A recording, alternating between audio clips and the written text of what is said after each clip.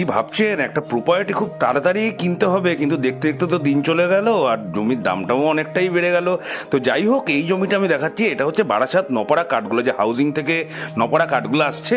তা সেই কাঠগুলো থেকে মোটামুটি আপনার হাঁটা পথ, এখান থেকে হেঁটে মোটামুটি 5 থেকে 7 মিনিটের মধ্যে আপনি এই জমিটা পেয়ে যাবেন। আর এখান থেকে বেরোলেই কিন্তু 5-7 মিনিট পরেই আপনি আপনার এখান থেকে বাস স্ট্যান্ড পেয়ে যাবেন। ঠিক আছে, বাস স্ট্যান্ড পেয়ে যাবেন। আপনি যেখানে যাবেন, যদি কলকাতার দিকে যান সেদিকের বাসও আপনি ধরতে পারবেন, সল্টটেক ওদিকে যাওয়ার।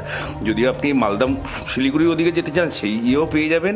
1.25 কাঠা টোটাল জমি আছে। ঠিক আছে, আর এখান থেকে বারাসাত স্টেশন মোটামুটি 2.5 কিলোমিটার। 1.25 কাঠা জমি আছে। আর জমিটা সবথেকে বড় কথা, দুদিক দিয়ে রাস্তা আছে। মানে কেউ যদি চান উত্তরমুখী বাড়ি হবে তো উত্তরমুখী বাড়ি হবে, কেউ যদি চান যে দক্ষিণমুখী বাড়ি করবো তো দক্ষিণমুখীও হবে। ঠিক আছে, এখানে টোটাল জমি আছে 1.25 কাঠা। জমিটার দাম আমি অপেক্ষা না করে এখনই বলে দিচ্ছি, জমির দাম আছে মাত্র 25 লক্ষ টাকা।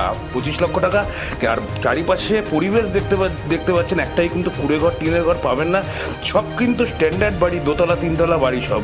হ্যাঁ, আসলে আশা করি পরিবেশটা পছন্দ হবে। তাহলে প্রপার্টি যদি ভালো লেগে থাকে অবশ্যই স্ক্রিনে দেওয়া নাম্বারে ফোন করে দেবেন।